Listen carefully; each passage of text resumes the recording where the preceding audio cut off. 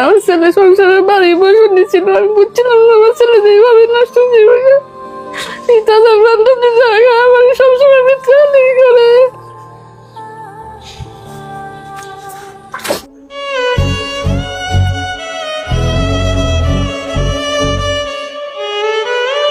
সবাই সাহায্য করবেন আমার এই বাইরে যেন আল্লাহ ভালো করুন।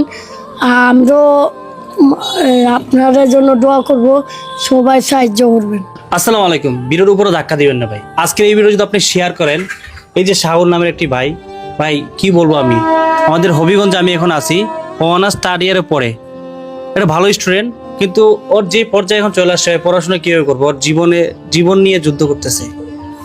এই পর্যায়ে চলে গেছে, ওর চিকিৎসা করতে প্রায় 30 থেকে 35 লক্ষ টাকা লাগে, যেটা ওদের পক্ষে সম্ভব না, ফ্যামিলির পক্ষে সম্ভব না।